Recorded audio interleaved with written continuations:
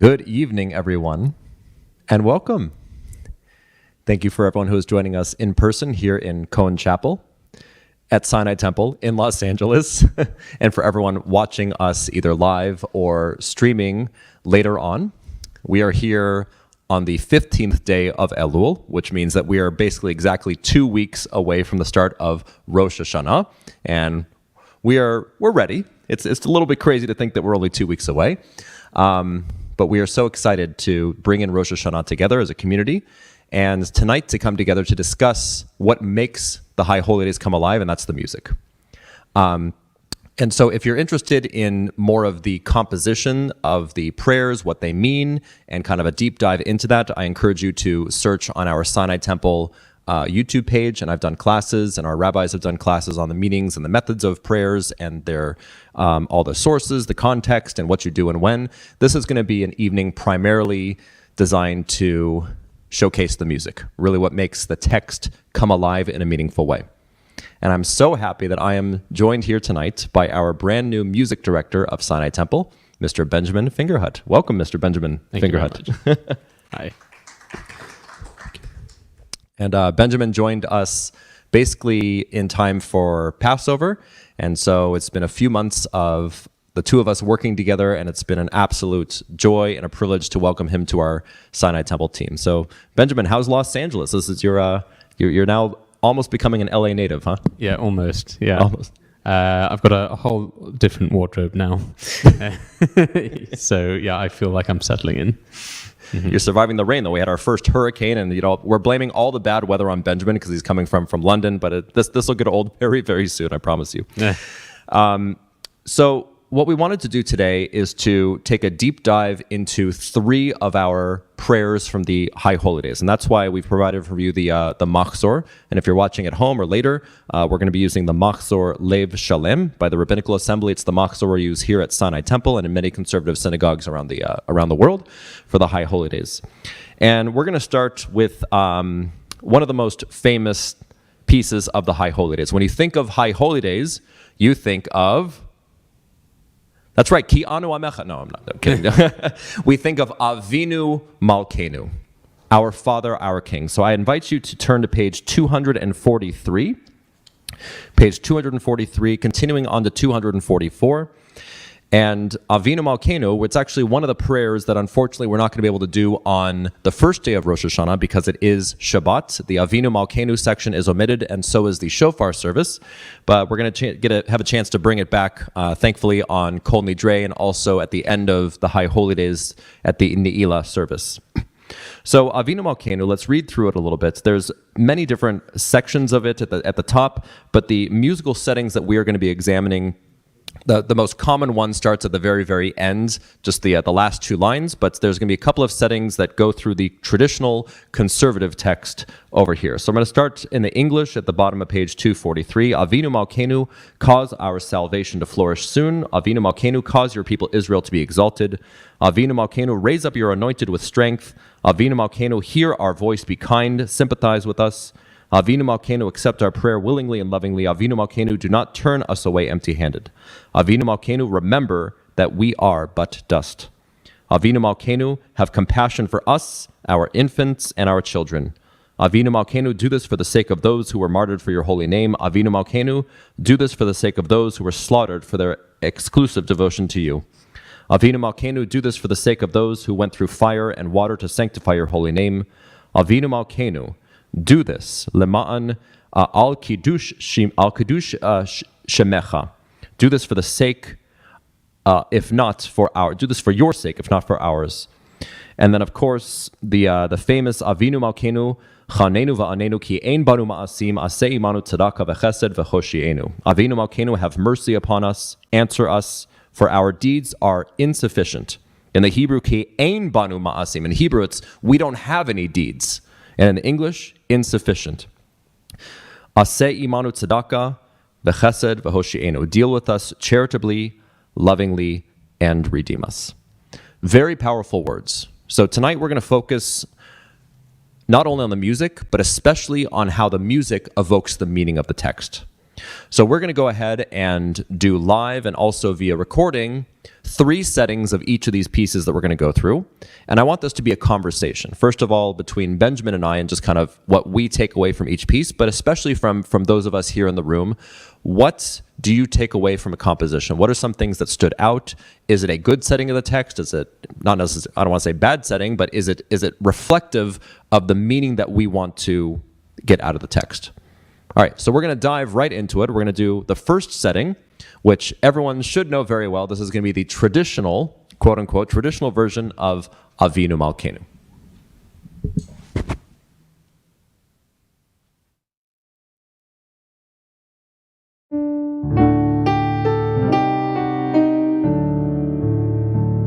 Avinu Malkeinu, Choneinu Vaneinu. Avinu Malkeinu, Choneinu Vaneinu, Ki ein banu maasim,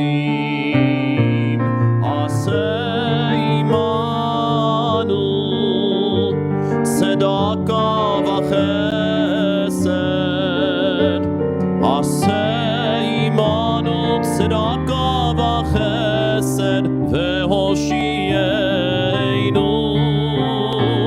Aseh imanu, Tzedaka v'chesed, Aseh imanu, Tzedaka v'chesed, V'hoshienu.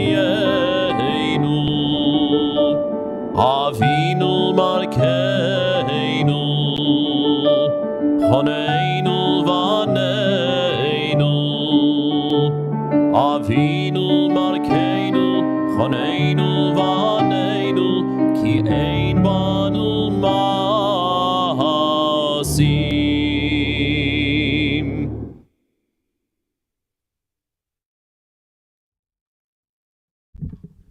All right, so initial reactions to this prayer that we all know all too well. Benjamin, what's one of the first things that comes to your mind when you hear this prayer? So it's obviously using the Jewish mode. That's exactly what great minds think of like. That's right. Hearing that Jewish mode. And it's in Jewish liturgical modes, we call it the Ahava Rabbah or Phragish mode. It's the Jewish mode that has, it's based on the church mode of Phrygian, but it has a raised third. So we call it Phragish in Yiddish to have that kind of Phrygian sounding name. But basically it involves an augmented second interval between the second and third degrees of the music scale.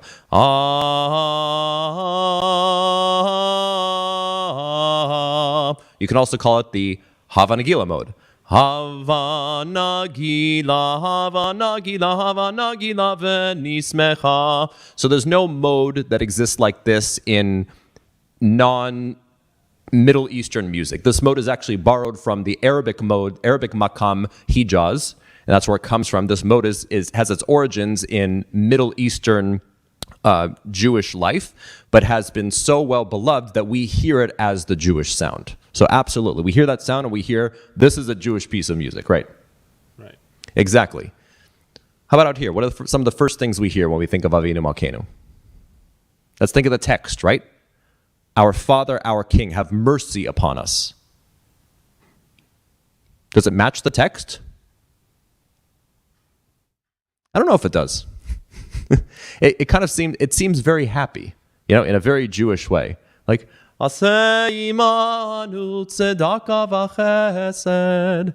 What I do like about it is that it has the two parts. The lower parts, Avinu Malkeinu, right? Chaneinu vaneinu, have mercy upon us, right? The second part, Aseh imanu tzedaka v'chesed. So it's a little bit more of a pleading when we have a higher modality as part of the same key. We're not changing keys, but we are changing tonal centers, wouldn't you say?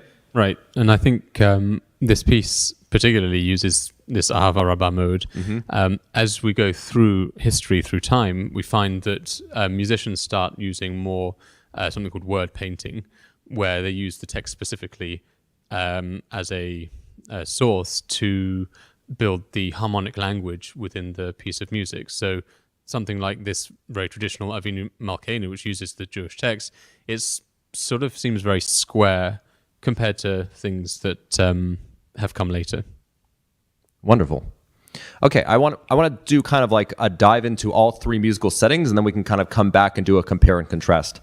The second one needs no introduction. When we think of Avinu Malkeinu, we think of, oh, that's the one that Barbra Streisand sings, right? It's the Barbra Streisand Avinu Malkeinu. In fact, this is a setting by Max Janowski, who is a very prolific Jewish composer and educator in the Chicago area. And on a side note, I had the opportunity to work with his protege and who founded the Max Janowski Society, and we've recorded and the society has rearranged and reproduced a lot of his music for distribution. So you can check out the Max Janowski Society, and we've done some really wonderful new recordings of Max Janowski's music. So this is Max Janowski's Avinu Malkeinu.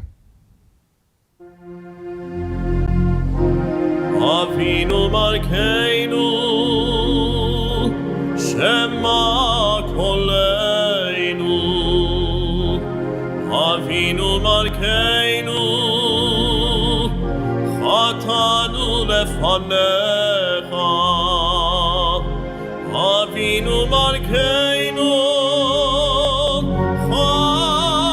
Chamol Aleinu Ve'yalol Aleinu Ve'tabeinu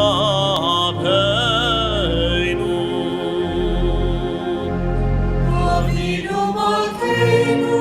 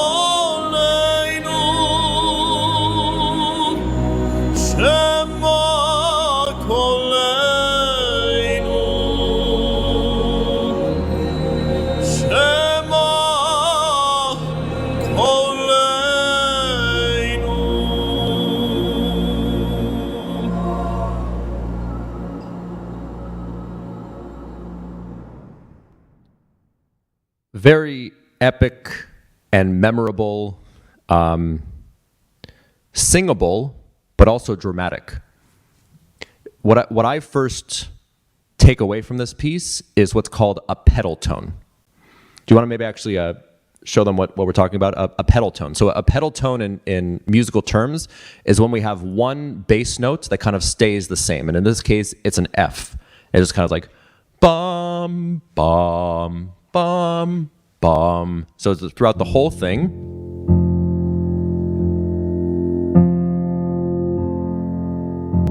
Avinu Malkeinu Shema Koleinu. He's still on the F, he's not moving. Avinu Malkeinu Still there.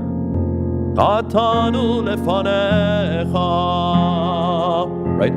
Avinu Malkeinu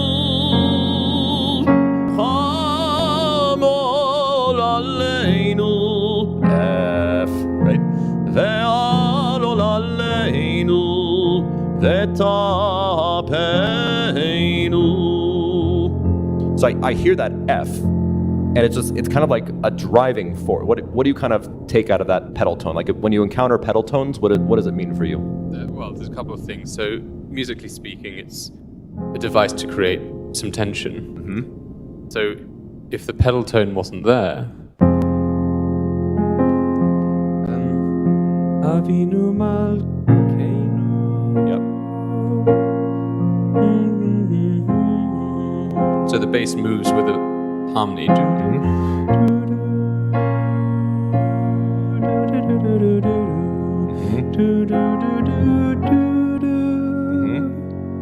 And it's kind of a bit all of a sudden, as opposed to.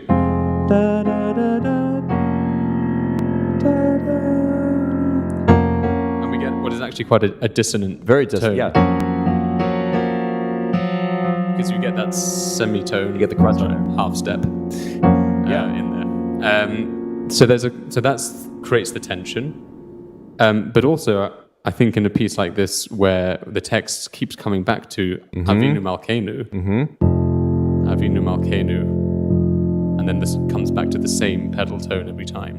That repetitive nature coming back, and it's almost subconscious, but it's there. It is. It's like the heartbeat of the piece. Bum, bum. It's an anchor, but it creates that sense of discomfort. That there is a sense that there's a lot going on beyond ourselves, and we're truly placing our prayers in God's hand to ask for, in the end, a Shana Tova, but asking for God to make us better because ki ein banu ma'asim, that we don't have good deeds. Really wonderful. And this, by the way, incorporates the same change in tonality that we had in the first Avinu Malkeinu Chaseima, up the fourth. I think it's the same thing here. We had the first three, Avinu Malkeinu, and then the second part goes, Avinu Malkeinu, da da da da da. So the same general musical theme brought to a higher tonal center to keep the musical composition connected to each other, but then to still add a musical idea that adds more emotion. And what happens when we're going higher? What does that kind of signify for you? I suppose a few things, but most importantly, we're starting so somber, not just in terms of the harmony, also in terms of the register of the in terms of the register of the piano. It's very low. If it were any lower, we'd get this muddy. Too muddy. Yeah. So it's just low enough that we don't get the muddiness. But then when it goes higher, it's that moment of clarity. Mm-hmm. Yes. And a little bit more major chords. Not saying that minor is always sad or major is always happy, but it definitely adds kind of a layer of, I feel, a little bit of hope in this piece. Exactly. Which makes it really wonderful. Yeah, so we start really low and somber with these pedal tone that really keeps us grounded. The crunchy. It's used a lot in films. These days too. F pedal tone. Create that dramatic tension. And then when we get into the higher register, we cycle through these chords.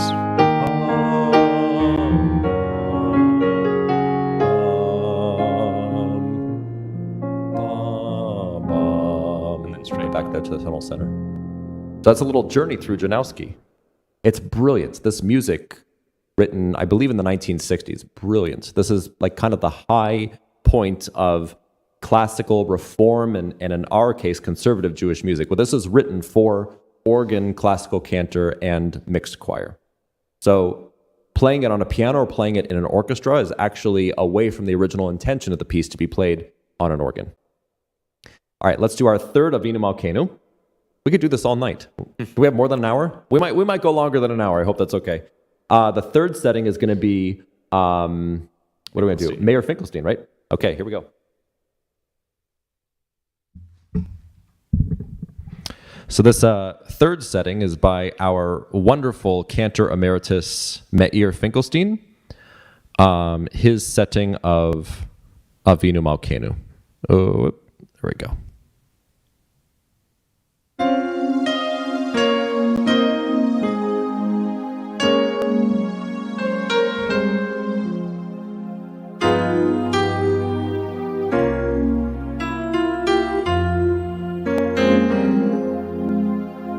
Avinu Malkeinu Kotvenu Besefer Chayim Tovim Avinu Malkeinu Kotvenu Besefer Geula Yeshua Avinu Malkeinu Kotvenu Besefer Parnasa V'Chalkala Avinu Malkeinu Zochreinu Besefer Zechuya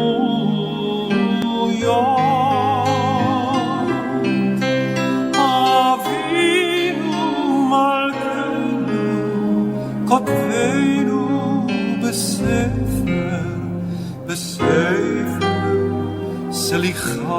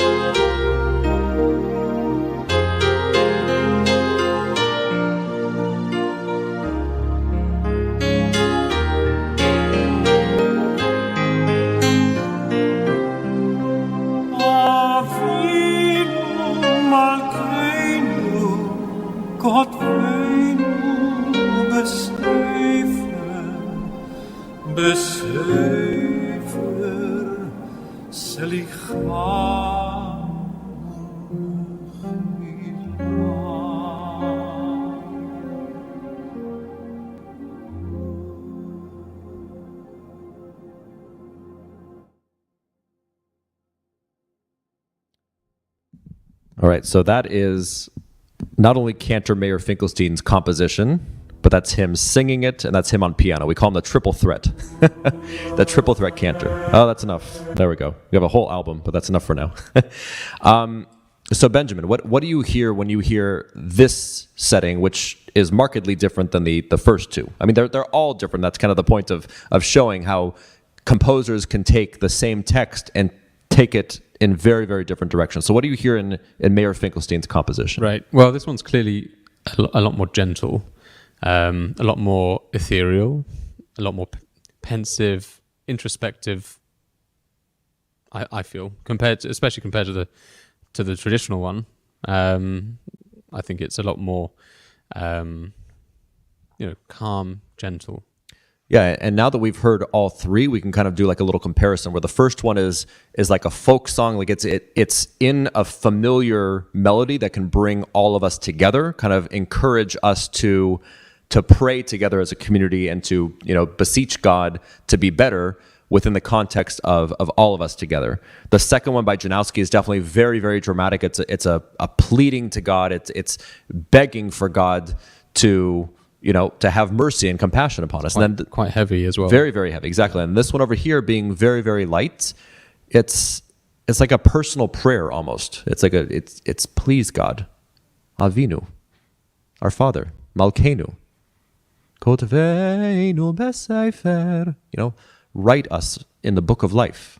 Besefer Slicha Umechila. It's like it's almost should be done mezza de voce, like done with kind of a pharyngeal falsetto, a little not like a full like Avinu Malkeinu. It just wouldn't be the right flavor of it. It's the flavor of the piece to add, as you say, a very light, gentle, ethereal, and almost like a pleading way to do it.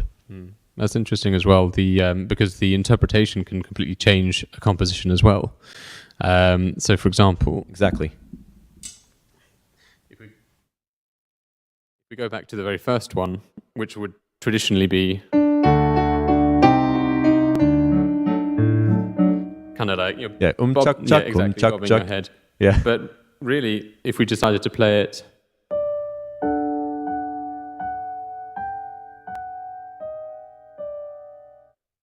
it's instantly changed. Amazing.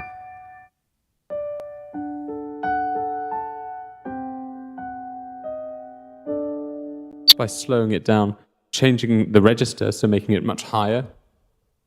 That's actually fascinating, because that gets into the whole discussion of not only interpretations of the one piece of music in different styles, but what happens in a non-orthodox setting where we find ourselves, of how instrumentation can affect the sound of what we're doing. And this is something that Benjamin and I talk about and discuss and care deeply about, is what is the appropriate instrumentation for the liturgical settings of music that we use. And most importantly, here at Sinai Temple, with our history and importance of the organ, the question of what needs to be played on the organ versus what can be reinterpreted on the piano. And if it's on the piano, do we want to add a string quartet? Do we want to add an electric guitar and percussion? Do we want to add a cello and a clarinet? So many different ways. Do we want to add a choir?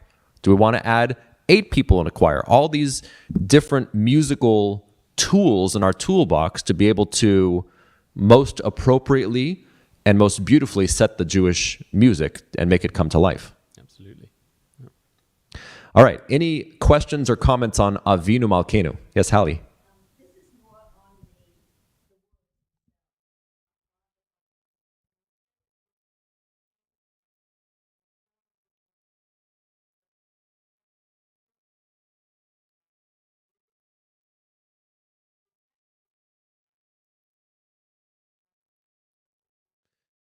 Good question. So I'm going to repeat it because you don't have a microphone. So Hallie is asking the question of whether this text of Avinu Malkeinu is from the Reform, from the non-Orthodox or traditional movement, because it almost sounds very foreign to us. Like we say, our Father, our King. It is very Jewish. This text of Avinu Malkeinu comes from the Orthodox prayer book. And it has been done for thousands of years this way. And so many of the things that we have, that we can find in the Catholic prayer service and the Christian liturgy as well, comes from Judaism. You know, like one of the main things that they say in the Catholic Mass is, what is it? Like, praised is God, praised is the Son, praised is God. It's like a whole thing too. This is a declaration of faith, which is what we do, like in the Shema. There's like the credo in unum Deo, that I believe in one God. That's very Jewish, you know? So a lot of the liturgy that we think of as foreign, like that idea of grace, that's the Jewish word of chen, right? So a lot of things that we hear, we're just not familiar. We're not able to see it as part of our tradition, where in fact it is very Jewish. And especially, you know, for people who want to seek spirituality in Buddhism or outside the Jewish faith, we have so many texts and so many traditions that address Jewish spirituality and Musar and Kabbalah, that it's so much a part of our tradition that we're almost afraid to look within our own tradition, and we go outside to different faiths and traditions. So the Avinu Malkeinu, our Father, our King, that is extremely Jewish. It's a very, very Jewish prayer. But the setting with organ and choir, mixed choir, SATB, soprano, alto, tenor, bass, mixed men and women, and organ and instruments, that is very Christian and Reform, because that came from Europe. So that was not in historical, traditional Judaism, although we can argue, right, the traditional Avinu Malkeinu, that mode came from the Middle East. So was that the case of how Jewish music sounded 2,000 years ago? We have no idea. Right? So what makes music Jewish? This is something we're going to talk about. I invite you to come back for Slichot. We're going to have a whole discussion on what makes music Jewish. Did that answer your question? Carrie? To me, the first version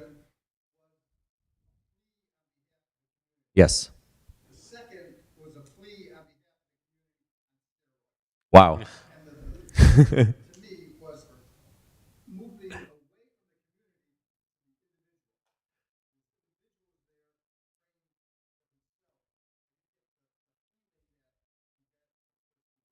I love that. So I'm going to repeat that. So Carrie said that the first version, the traditional, is pleading on behalf of the community. The second version, the Janowski, is pleading on steroids, like very, very dramatic and big. But the third one is pleading just for oneself, like not really, more like an individual versus the community. I really enjoyed that. Okay. Irv thought the opposite. Let's hear it. The second one was personal. Interesting. So we heard the Janowski is a very personal prayer. Why? A one-on-one, like almost like a dramatic cry, like the Cantor is a dramatic cry out to God. Wonderful.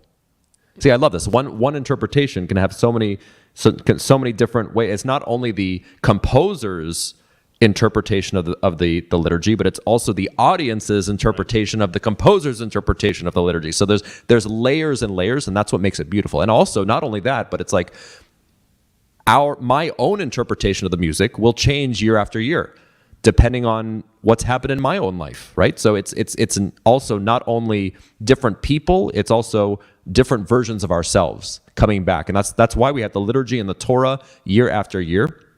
The liturgy and the Torah don't change, but we change. And that's what makes it special.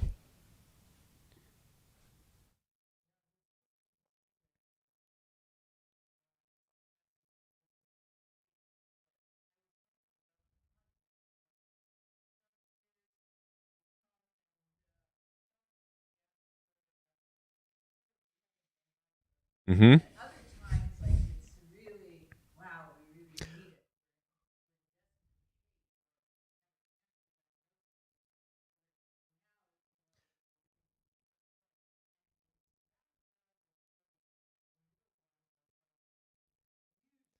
Absolutely. So you're sharing an expansion of the individual, like the individual response based on what's that one person that's going through, whether it's been a good year, everything's been great, we got a new job, everything's going well, everyone's healthy, versus someone who got like a terrible diagnosis or someone that's lost a loved one. It's going to be a very different experience for each person depending on their own life circumstances. Really wonderful. All right, that is Avinu Malkeinu. We're going to dive now into our next prayer. Let's turn back to page 143, I believe. Yes, 143. And we are here at what I would argue is the core of the High Holy Days for liturgy. This is the Unatana Tokef prayer. The Unatana Tokef prayer is the quintessential piece of liturgy where we're talking about the sanctification of the day. Please watch my Unatana Tokef class. It's online. But the third part of this, the first paragraph, Unatana Tokef, the second paragraph, Uva Shofar Gadol Yitaka, and the third paragraph, starting in bold, Berosh Hashanah Yikatevun Uvayom Tzom Kippur Yechatemun. This is the prayer where we enumerate in great detail who is going to be inscribed in the book of life and who is not. And not only that, but what is going to be our fate. Berosh Hashanah Yikatevun Uvayom Tzom Kippur Yechatemun. On Rosh Hashanah it is written, and on the fast of the Day of Atonement it is sealed. Kama ya'avrun vechama yibareun. How many will pass on and how many will be born? Who will live and who will die? Who will have a long life and who will come to an untimely end? Who will perish by fire and who by water? Who by sword and who by beast? Who by hunger and who by thirst? Who by earthquake and who by plague? Who will be strangled and who will be stoned? Who will be at peace and who will be troubled? Who will be serene and who will be disturbed? Who will be tranquil and who will be tormented? Who will be impoverished and who will be enriched? Who will be brought low and who will be raised up? Uteshuvah, utfilah, utzedakah, ma'avirin et ro'ah hagazera. But teshuvah, tefillah, and tzedakah have the power to transform the harshness of our destiny. Heavy text. So the first musical example we're going to present is what I've come to know as the traditional text. And in looking back at the archives of Sinai Temple, I believe this melody was done here too as the traditional version. It's what I grew up with too. And also, Benjamin, you're familiar with this. This is like kind of the traditional text for you back in the United Kingdom. We're going to sing this one for you.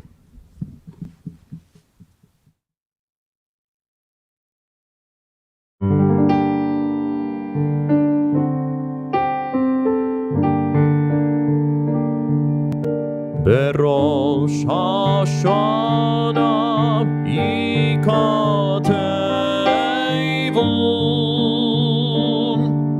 וביום צום כיפור ייכתבון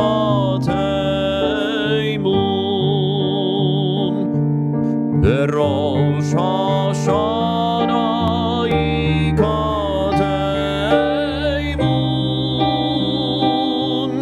וביום Tzom Kippur Yechateimun. That's the chorus.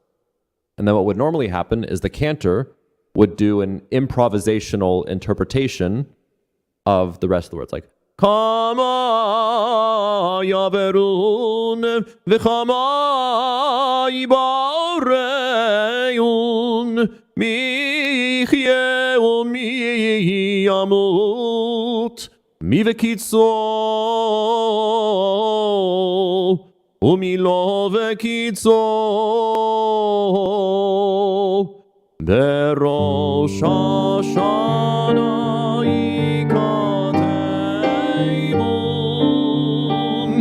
וביום צום כיפור יחתימון בראש השנה ייכתבון וביום צום כיפור יחתימון.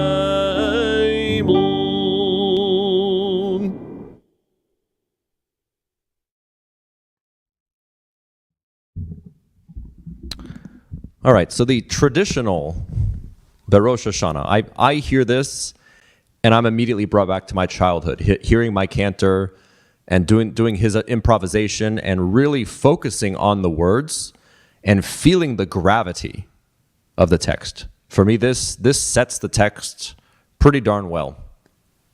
What's your interpretation? Right, Mike. So I think for me, it's the simplicity. Because in terms of the harmony, really we're just using two chords. Sorry, just raise it slightly. Better? Yeah. There you go. So it really just uses two chords, and the melody shapes the harmony. So I'll show you what I mean. So the two chords are this one and this one, and then straight back. So the 1-5-1. So very, very simplistic in its musical composition, where you have the tonic and you have the dominant. It's as simple as you get. And then the melody turns around that. So there's nothing there that sounds untoward. There's nothing there that breaks away from the harmony. Something that might sound slightly more dissonant. So it immediately draws your ear away from the harmony there. The Rosh Hashanah is not what we get. The Rosh Hashanah, that's the second chord. Straight back to the first chord. So it's very consonant. So nothing that's going to kind of take us away from the text, and I can hear that. Like if you have like a musical dissonance or a musical excitement, it could almost like kind of take you more to the music than the text. And that's something that actually I've always struggled with, and I don't know if you have as well. Like whenever I hear something on the radio, I always hear the music, and I can never remember the words. But I can tell you exactly what key it's in. I can tell you the melody. I can tell you the harmonies. Just my mind just works musically, which means it doesn't work for the words. It's bad. So my memory for words is bad. Do you have that kind of same interpretation of like music? Yeah, all the time. In fact, Thank God it's not just me. many years ago, an ex-girlfriend of mine used to send me all these new different pieces of music, and it took a long time for me to realize she was sending it to me because of the lyrics rather than that's a cool bass line. So like, the chordal structure of that one is very similar to the other one. She This is didn't probably want not what she was going for. didn't want a musical analysis. Yeah, so That Neapolitan chord going into the 5 was just really Exactly. really broke my heart over there. Yeah. It's like, no, honey, that's not what I'm going for. yeah.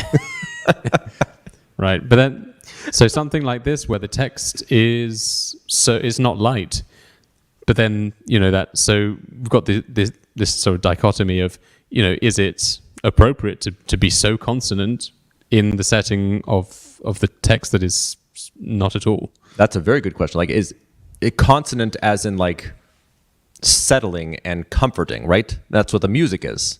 Although it is in minor, but we can't really talk about major and minor and ahava rabbah. Remember the Jewish modes? Like when we think about minor is it's either weekday or high holidays. Like minor, Baruch hu et Adonai, Mavarach, Baruch atah Adonai, Eloheinu melech haolam, asher natan l'sach v'bina, le'avkim ben yom u'vein layla, u'teneinu hayom l'chol yom. It's very just like davening, it's vochadich.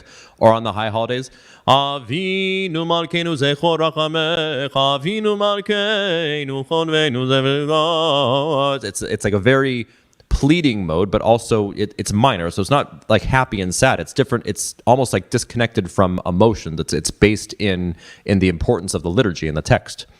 So yeah, it's almost like you have the consonants of the harmony in dissonance with the gravity of the text, and that's very. I've actually never thought about it that way. And that can work sometimes, in literature as well. Yeah. All right, that's number 1. Let's do number 2. And can you talk about this one? Because this one I think is one that you're more familiar with. This is a composition by Eli Jaffe and arranged by your teacher, Stephen Glass, right? Right. So this is actually a piece of music that we used to do in the Orthodox synagogue from which I hail in London. And it was therefore a male voice choir arrangement. And that's what we're going to hear. Here we go. Arranged by Stephen Glass. And this is our friend Cantor Gideon Zellermeyer of Sha'ar HaShamayim.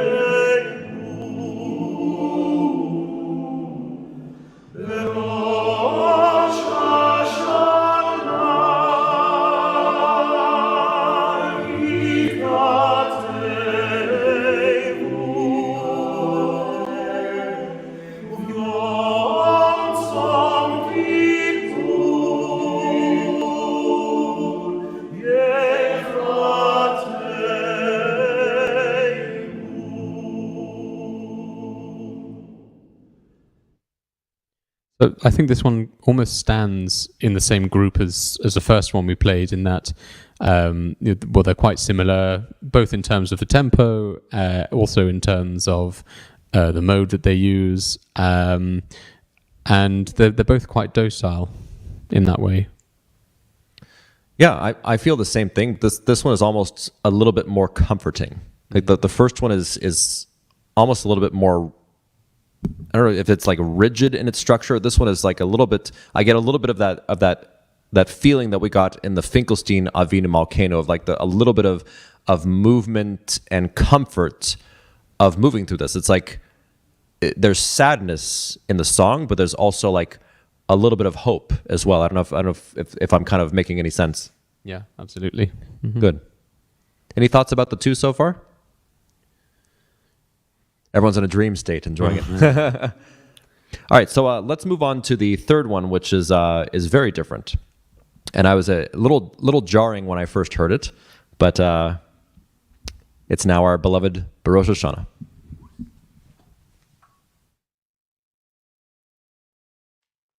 And this is the setting by Cantor Mayer Finkelstein.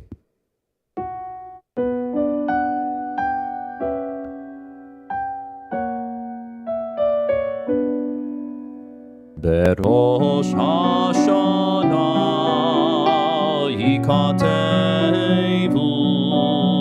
וביום צום כיפור ייחתמון.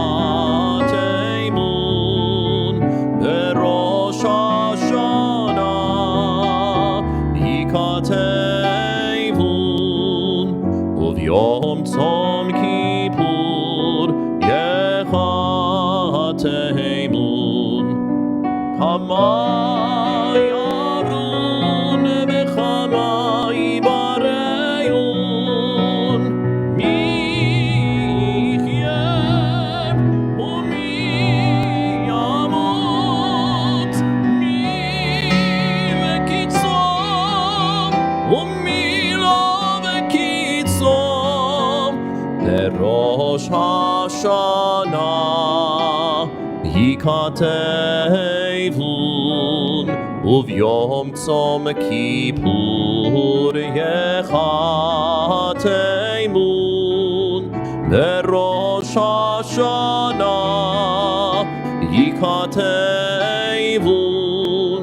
וביום צום כיפור ייחתמון.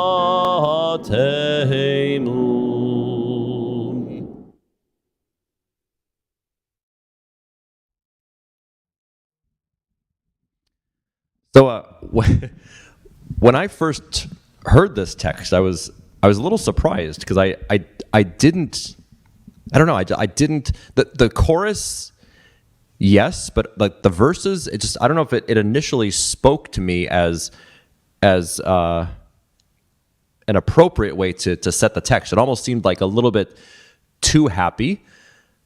But it's really grown on me over time. There's something really special about it. So before I talk about how that's grown on me, and there's a really special way, I'm so interested to hear, because now you're having the same experience, arguably, that I had 11 years ago of hearing a lot of our Sinai Temple music for the first time.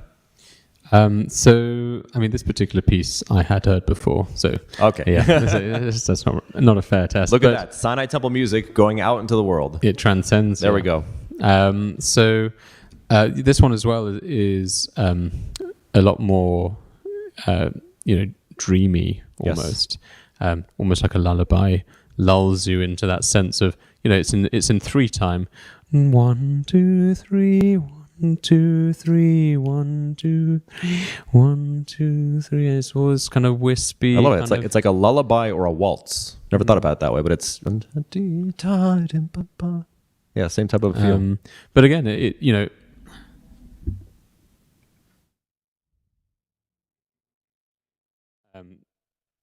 the way that we hear the piece of music, if we play it as a waltz.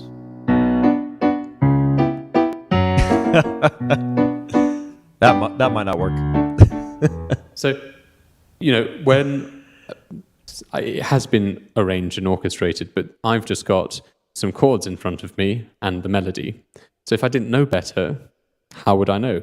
It even says actually at the top here, slow waltz. Interesting. So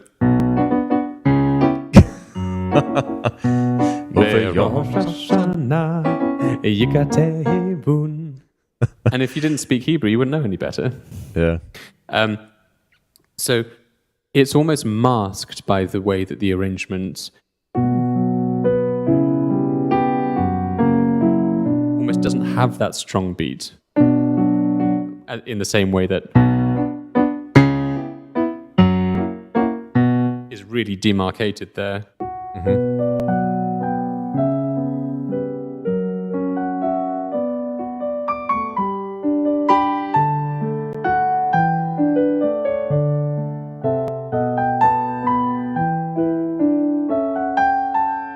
Has that sway to it, but without being, comical. I love that. That goes back again to interpretation, and kind of once it leaves the hand of the composer, it really lies in the heart and the hand of the interpreter, of the cantor, of the music director, of the choir, of the instrumentalists, to really make the music come alive in an authentic way. So the main reason why this piece has grown on me is, number one, it's become just my experience of Rosh Hashanah. It's every single year. This is how we do it, and this is how Sinai Temple has done it, thank God, for decades now. But something that's so special about our community that I don't see in many other communities, I don't want to knock any other shuls or synagogues out there, but everyone in the room, close to 2,000 people, they're all singing this all together. And it's so powerful. It's all of us coming together on the holiest days of the year to acknowledge that the fate is not in our hands. To give thanks for those who are here with us, to remember those who are not here with us, who sang with us, in the row behind us or in front of us in the year past. We feel it. And it's such a family. It's such a beautiful moment. It is the Lador Vador moment on the High Holy Days. And it's just so special. It makes it a real communal experience. And that, for me, almost supersedes the reasoning behind the musical interpretation. It's on many arcs, you'll see the words, Da lifnei mi ata omed, right? Know before whom you stand. And obviously it's HaKadosh Baruch Hu, you stand before God. But the reality is, it's also turn around. Da lifnei mi ata omed. Who is sitting in your pews? Who is your community? Who are we here to serve? It's interesting as well. You mentioned it's the Lador Ador moment of the High Holy Days. Well, Mayor Finkelstein wrote Lador Ador and this interpretation of it. So it might very well be this particular composer has a very pastoral way of writing that just automatically makes us go to that place where we want to put our arms around the person next to us. We want to be in that inclusive setting. Okay, so that was the three settings. I would love to hear some feedback and just some reactions of the three settings of Rosh Hashanah. Carrie. To me, the first two versions were very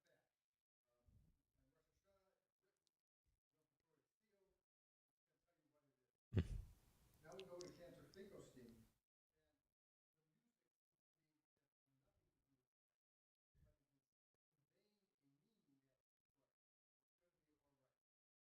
Wow. Go with it. Don't be afraid. It's written.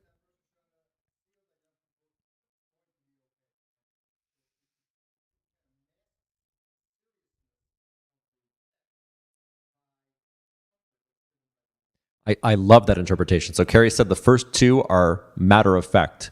Can I put words in your mouth? It's almost like reading a legal document musically, right?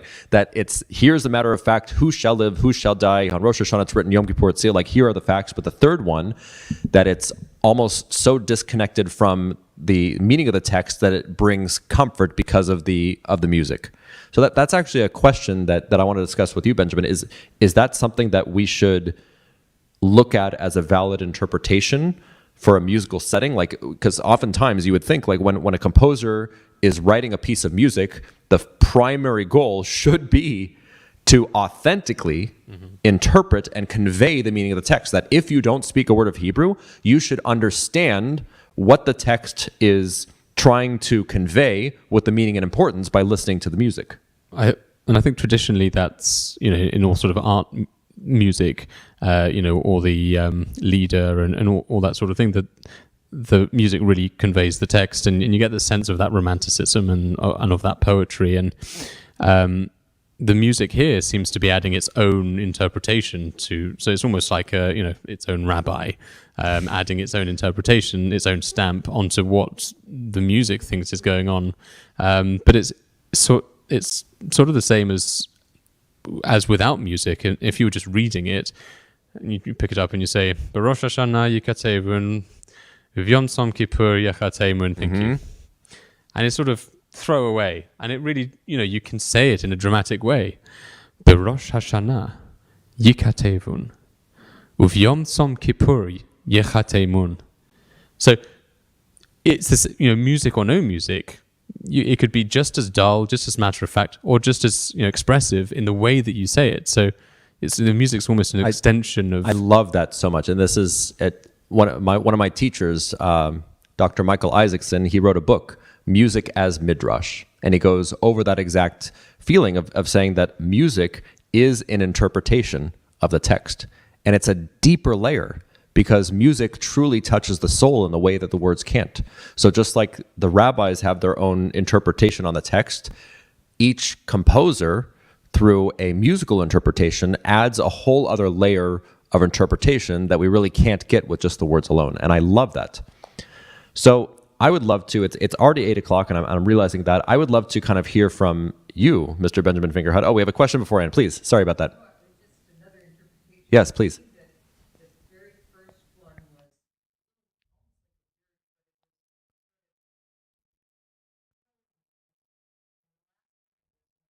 Yeah, so the first one was a dirge telling you things, and the last one was more inclusive. Yeah, absolutely. So not only is Benjamin a very talented pianist and interpreter of Jewish music, he's a phenomenal composer as well. So I would love to kind of hear from you, Benjamin, if you were to be given this, let's just take these few words here, but Rosh Hashanah yikatevun, uvayom tzom kippur yechatemun. If you as a composer were to be tasked with writing a musical interpretation of this important piece of liturgy, where would you start? Like, what would be your kind of thought process and way of going about doing this? Well, I'd actually be interested to hear, perhaps from the audience as well, what you might expect to hear musically speaking from this text. But immediately on Rosh Hashanah it is written, and on the fast day of atonement it is sealed. In and of itself is a fairly standard thing to say. It doesn't really describe anything. Where it gets more interesting is the later on. Mm-hmm. So who will perish by fire, and who by water? Who by sword, and who by beast? Who by hunger, and who by thirst? Who by earthquake, and who by plague? Could have just said who's going to perish. True. But it's being very descriptive. So for each of the things, for each of the items that are listed, you can create this sort of musical setting. So, for example, I'm just thinking off the top of my head. So who by earthquake, if we're being very literal about it,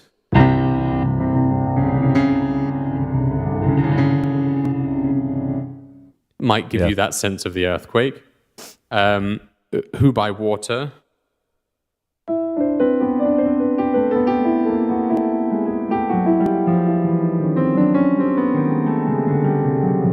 Still got that dissonance to it, so it might not it might not be a memorable melody. But you've got all these ways that you can bring out the text in the way that it's played. So personally, I think there's a sort of an undertone to this, a slightly darker undertone.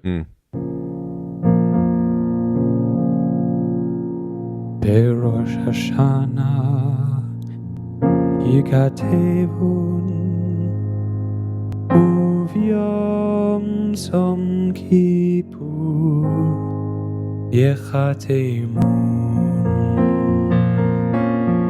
Almost atmospheric, leading into how different ways you could pass on. So I love that. I'm hearing that the strings going, and the choir going, ah, and there we go. We have a new setting coming to you next year. Well, maybe we'll no pressure. And that's a whole other thing. By the way, kol hakavod. Look at that, just out of nowhere. That's a whole other conversation that we can have. Maybe we'll have this on Slichot of what do we do with the traditional melodies versus wanting to innovate and change and bring something new, and like how do we go about delicately doing that? Because honestly, this is part of our new partnership as Cantor and music director here of being charged with not only preserving the incredible music heritage of Sinai Temple, but bringing it forward. So what kind of how do you go about kind of tackling that question? So the question is how do we create How do we balance like the old with like, so, you know, if all of a sudden like, and maybe we have to put ourselves into the feet of someone like Mayor Finkelstein, like what was the reaction when he brought that Barosh Hashanah and we no longer did Barosh Hashanah Yikatevun? Were there people that were upset? Absolutely, I'm sure. But now, looking at it X number of years later, decades later, you know? Well, it's interesting because, you know, traditions start somewhere. That's right.